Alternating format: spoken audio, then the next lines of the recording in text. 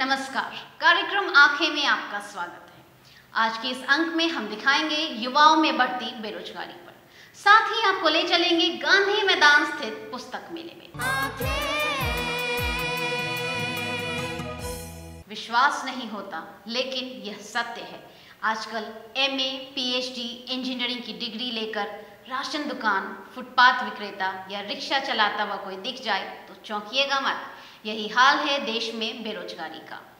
आज देश की 11% जनसंख्या बेरोजगार है।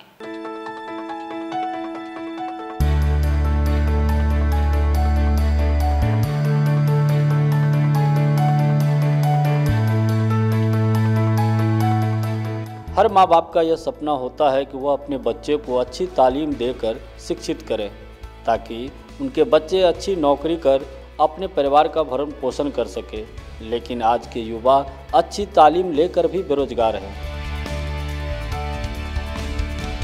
नौकरी की आस खत्म होने के बाद जीवन यापन के लिए चाय की दुकान, ऑटो रिक्शा चलाने पर मजबूर हैं। बता दें कि आर्थिक मंदी के दौर में तो अच्छी शिक्षा भी रोजगार दिलाने में सक्षम नहीं है। बैंकों से शिक्षा ऋण लेकर उच्च शिक्षा हासिल करने वाले विद्यार्थियों को भी रोजगार नहीं मिल पा रहे हैं। सर जो है ना, सब सरकार का नीति है जो ना, सारा जो है युवा जो है ना, पढ़ लिख के जो है ना कोई नौकरी नहीं मिल रहा है, उसको वजह से सब जो है ना भटक रहा है। हम बीएससी किए हुए हैं, हम लोग जो सरकार नौकरी भी दी एएसबी का, उसका जो सरकार जो हम लोग से काम भी करवाए 3 साल, उसका जो है 15 जगह हम लोग हटा भी दी। अभी हम लोग जो केस लड़ रहे हैं पटना हाई कोर्ट में, उसके बाद ये काम कर देख रहे हैं कि हम लोग को पढ़ लिख कर भी अच्छा रोजगार नहीं मिल पाया। अकाउंट करने के बाद मैंने नौकरी के लिए प्रयास किया, नहीं हुआ। उसके बाद मेरा जो बिजनेस था पापा का दिया हुआ था, उसी में आना पड़ा। शिक्षित युवाओं में बेरोजगारी पर आए एक हालिया सर्वे के मुताबिक शिक्षित युवाओं में बेरोजगारी की स्थिति और भयावह हो चुकी है। 18 से 29 वर्ष के युवा भारत में स्नातक या उससे अधिक पढ़े युवा लोगों में बेरोजगारी की दर सबसे ज़्यादा है। पिछले साल पूरे देश की बेरोजगारी की दर 13.3% थी, जबकि इसी आयु वर्ग में ग्रामीण क्षेत्रों में हर तीसरा स्नातक बेरोजगार है। वहीं शहरी क्षेत्रों में हर चौथा स्नातक यानी 26% लोग बेरोजगारी का दंश झेलने को मजबूर हैं। जबकि इसी आयु वर्ग में अशिक्षित युवा की बात करें तो इनकी दर केवल 3.7% है, क्योंकि अशिक्षित लोग हर प्रकार का रोजगार कर लेते हैं, जबकि शिक्षित लोग अपनी पढ़ाई और उपाधि के अनुसार ही रोजगार चाहते हैं। लेकिन ऐसा नहीं हो रहा है। ग्रेजुएशन मेरा फाइनल है, कोई काम धंधा नहीं मिल रहा है, इधर से उधर भटक रहे हैं। तो अपना एक ठेला पर वेबसाइट किया हूँ फल पर, ऊपर भी अभी धंधा पर पेट पूजन नहीं चल रहा है, एकदम गिरफ्ती हालत है। बिहार में यानी बड़ा से बड़ा डिग्री लेकर के सरकार, राज्य चाहे केंद्र की सरकार चाहे राज्य की सरकार, इतना निकम्मा सरकार है ये कि शिक्षित बेरोजगार के नाम पर योजनाएं बहुत चलाती है, लेकिन कोई भी योजना धरातल पर उस शिक्षित बेरोजगार के लिए ज़मीन पर नहीं आता है। अगर आता भी है तो बिचौलिया लोग खा जाता है उसको, और शिक्षित बेरोजगारों को कुछ मिलता उलता नहीं है। मैं 7 जनवरी 1994 का बलौद उद्घाटन हुआ था। उस समय लालू प्रसाद यादव मुख्यमंत्री थे और चंद्रदेव प्रसाद वर्मा उर्वरक एवं रसायन मंत्री। उस समय कार्य कर रहा था। उसके बदले मुझको 10 रुपया दिया जाता रहा। उसके बाद 1586 रुपया डिप्टी कलेक्टर अनिरुद्ध प्रसाद सिन्हा के द्वारा 1586 रुपया वेतन दिया जाता रहा। उसके बाद 2005 में हमको हटा दिया गया, और उसके बाद हटाया गया था। हम इधर उधर भटकते रहे, कोई काम धंधा नहीं मिला। फिर लास्ट में फिर पटना आए, फिर पोलदारी किए, सब्जी उब्जी के दुकान खोले, सब्जी उब्जी बेचना शुरू किए। नौकरी की आस लिए हर युवा सरकार द्वारा संचालित श्रम एवं नियोजन विभाग में अपना पंजीकरण करवाता है कि शायद उसकी किस्मत बदल जाए, लेकिन वहाँ भी उसे निराशा ही हाथ लगती है। मकेर छपरा जिला से आया हूँ।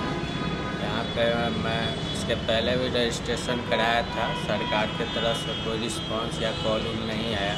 मैं फिर यहाँ पे आया हूँ रजिस्ट्रेशन करवाने। एक बार हम नियोजनालय में नाम ऑनलाइन रजिस्ट्रेशन भी करवा चुके हैं, दर्ज नाम करवा चुके हैं, जो कि अभी तक मोटा लगभग हमको 1 से 1.5 साल हो गए। ईमेल एड्रेस भी दिया हुआ है, फ़ोन नंबर भी दिया हुआ है, फिर भी एक बार भी ना तो मेल आया और ना ही कोई कॉल आया। भारत सरकार ने वर्ष 2022 तक 50 करोड़ लोगों को कौशल विकास का प्रशिक्षण देकर रोजगार देने की एक महत्वाकांक्षी योजना बनाई थी। दुर्भाग्यवश यह योजना भी एक जुमला साबित हुई। अगर यही हाल रहा तो अगले 10 वर्षों में तैयार हुई बेरोजगारी की इतनी बड़ी फौज भारत के अस्तित्व के लिए बहुत बड़ा संकट बन सकती है। ज़रूरत है इस मुद्दे पर सरकार को चिंतन कर शीघ्र समाधान करने की। तो देखा आपने, आज बेरोजगारी का आलम यह है कि पढ़े लिखे युवा आज किराना दुकान या रिक्शा चलाने का काम ही नहीं बल्कि गलत रास्ता अख्तियार करने को मजबूर है। फिलहाल वक्त हो चला है एक छोटे से ब्रेक का। ब्रेक के बाद हम आपको ले चलेंगे गांधी मैदान स्थित पुस्तक मेले में।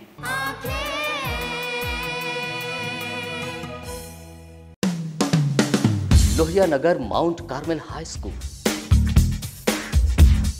एक ऐसा स्कूल जहां उपलब्ध है हाईटेक क्लास की facility, upgraded library, smart class facility, lab and computer class की फैसिलिटी के साथ हॉर्स राइडिंग की भी सुविधा। इसके अलावा बच्चों के खेलने के साथ आने जाने की भी सुविधा। एडवांस सुविधाओं से लैस Lohia Nagar Mount Carmel high school, Gayatri Mandir road, Kankarbagh, Patna. आपके रक्त की एक बूंद किसी की जिंदगी बचा सकती है, तो आइए हम सब मिलकर रक्तदान करें। रक्तदान महादान, जनहित में जारी। ज्ञानस्थली हाई स्कूल, जहां दी जाती है हाईटेक क्लास की फैसिलिटीज, खेलने की सुविधा, स्मार्ट क्लास की सुविधा, लेटेस्ट किताबों वाली लाइब्रेरी की सुविधा, लैब की सुविधा,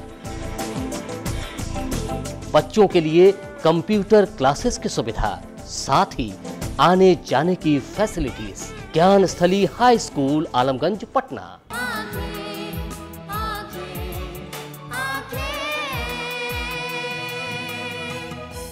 ब्रेक के बाद फिर से आपका स्वागत है।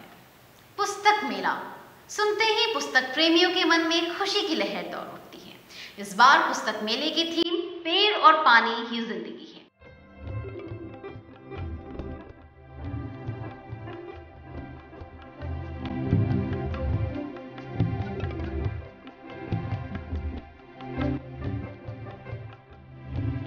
खुशनुमा व गुलाबी ठंड और गुनगुनाती धूप के बीच हरियाली में पसरी किताबों की दुनिया।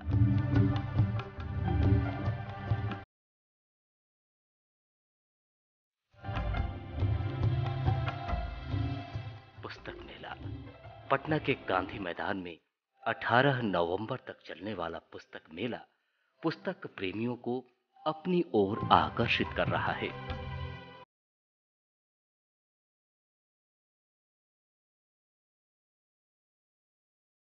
आप अगर फिक्शन टाइप का स्टोरी अगर पसंद करते हो या फिर किसी भी टाइप का, और अगर आप कंपटीशन वगैरह का तैयारी कर रहे हो तो आप इस टाइप का बुक यहाँ से ले सकते हैं। और बहुत अच्छा प्राइस भी है यहाँ पे, बहुत अच्छा ऑफ़र यहाँ चल रहा है। आप यहाँ से लेंगे आपको बहुत अच्छा लगेगा।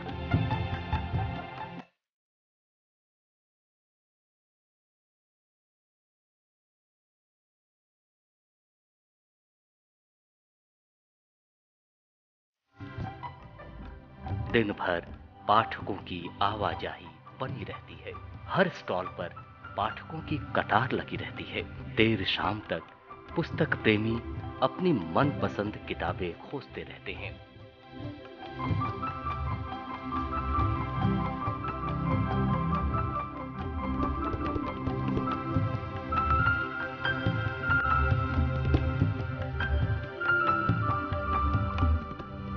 पुस्तक मेला मतलब हम लोग हमेशा से आते रहे हैं, काफ़ी खास पुस्तक मेला है।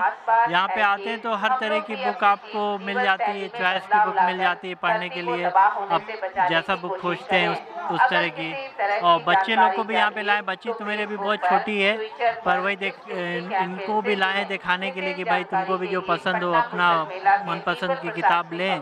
और आजकल तो बच्चों में किताबों का शौक़ बहुत कम हो गया है, मोबाइल ही काफ़ी देखते हैं, तो वही आदमी को एक अच्छा प्लेटफॉर्म मिल जाता है पुस्तक मेला की यहाँ पे भाई।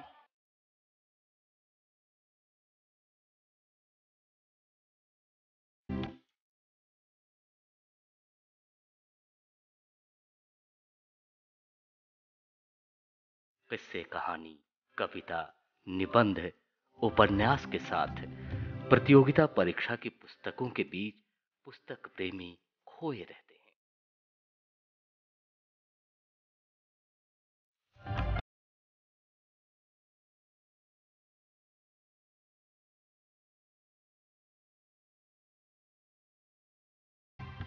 पुस्तक मेला तो बहुत अच्छा है। यहाँ बहुत तरह की किताबें हैं, मतलब जो चीज़ चाहिए वो मिल जाएगा। मतलब हर तरह के सब्जेक्ट है, हर चीज़ है। बच्चों के लिए भी बहुत अच्छा है, तो हमको तो काफ़ी अच्छा लगा यहाँ।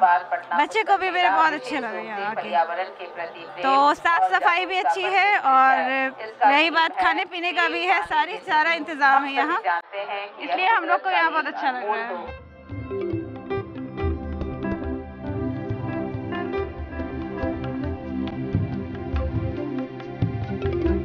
साहित्यकार, बुद्धिजीवी, सांस्कृतिक कर्मियों का भी जुटान लगा रहता है। शैक्षणिक और सांस्कृतिक गतिविधियों से भी मेला परिसर गुलजार होता रहता है।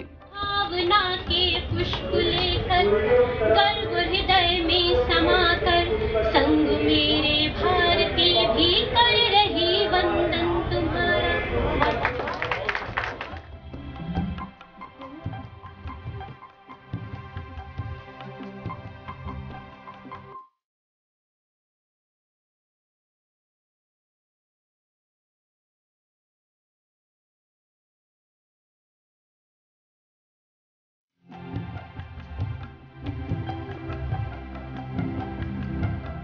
पुस्तक मेले को अंतर्राष्ट्रीय दर्जा दिलाने की दिशा में सरकार की ओर से निरंतर प्रयास किए जा रहे हैं।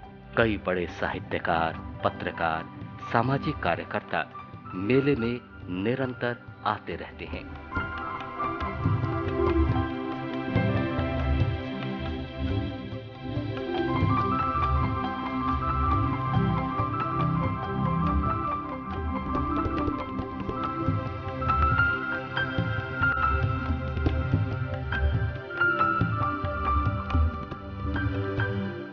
बिहार के भी लगभग सभी बड़े साहित्यकार, कवि, पत्रकार मेले में पुस्तक प्रेमियों से रूबरू हो रहे हैं।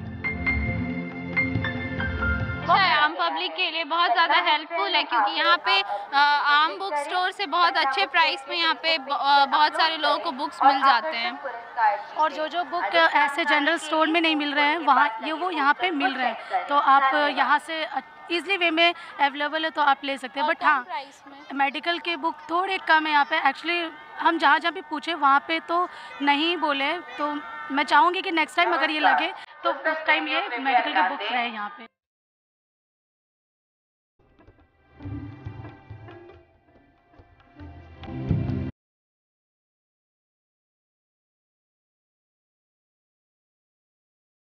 पुस्तक प्रेमियों को मेले परिसर में हर दिन नुक्कड़ नाटकों का मंचन भी देखने को मिलता है।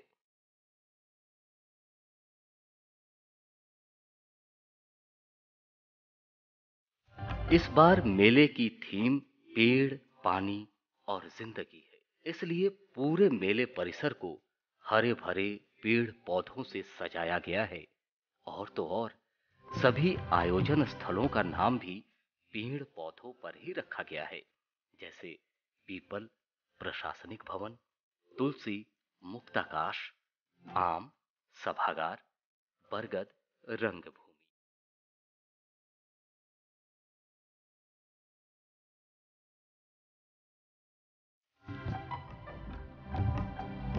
इस बार पुस्तक मेला में खास एक चीज़ लगा है, इस बार जो थीम रखा गया है पुस्तक मेले का, जैसे पेड़, पानी, और ये जो थीम जो बनाया है इस बार, ये एक अलग कंसेप्ट दिया गया है पुस्तक मेला में। हरियाली को मेन फोकस किया गया है और ये होना चाहिए, पर्यावरण की दृष्टि से बहुत ज़रूरी है। आज का जो समाज है वो इससे बहुत दूर भाग रहा है, पर्यावरण बहुत ज़रूरी है हमारे लिए। इस थीम को कंसेप्ट किया गया इस पुस्तक मेले में, बहुत अच्छा है।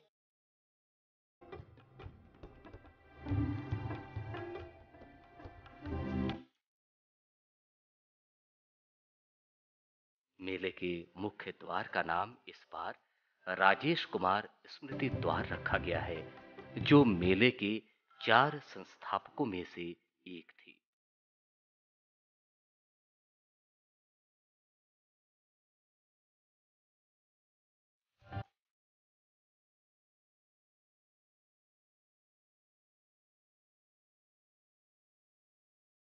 मेले में करीब 110 प्रकाशकों की पुस्तकें, जिसमें राजकमल, राजपाल, प्रभात प्रकाशन, वाणी प्रकाशन, किताब घर, अरिहंत, उपहार आदि के स्टॉल लगे हैं।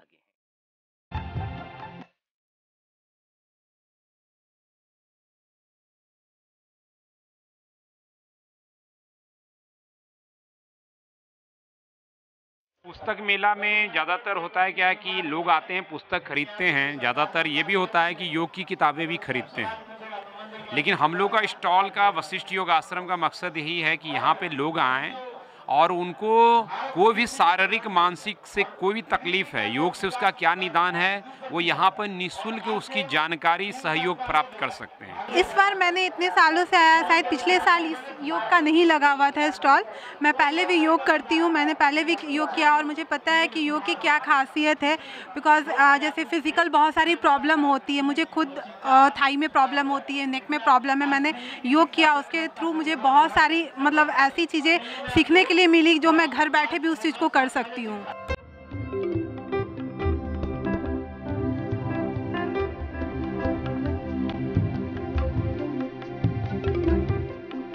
कालजयी रचनाओं के साथ चर्चित हस्तियों से जुड़ी पुस्तकों का भारी क्रेज इन स्टॉलों पर देखने को मिल रहे हैं। प्रेमचंद, शरद चंद्र की कहानियां, उपन्यास, दिनकर, नागार्जुन, बच्चन की मधुशाला के साथ साथ कलाम और नरेंद्र मोदी पर केंद्रित पुस्तकों को पाठक खोजते फिर रहे हैं।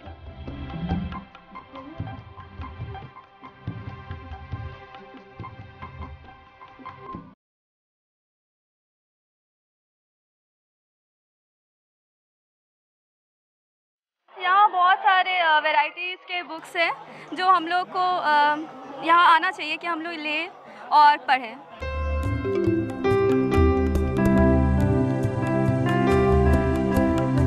आज लोग किताबों की दुनिया से दूर होते जा रहे हैं। खास करके युवा वर्ग अपने आप को कंप्यूटर, लैपटॉप और मोबाइल में समेटते जा रहे हैं। इस दौर में लगने वाला यह पुस्तक मेला से शायद उम्मीद जगती है कि एक बार फिर हम किताबों की दुनिया में लौटेंगे और हमारे घर में अलग से एक जगह किताबों को भी मिलेगी।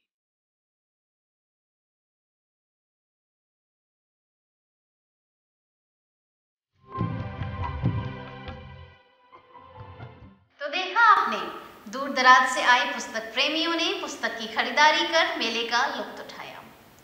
आज का कार्यक्रम आपको कैसा लगा हमें जरूर बताएं। हमारा ईमेल आईडी है lmcaake2017@gmail.com। आज के लिए बस इतना ही, मिलेंगे अगले अंक में कुछ नए मुद्दों के साथ। तब तक के लिए हमें दीजिए इजाजत।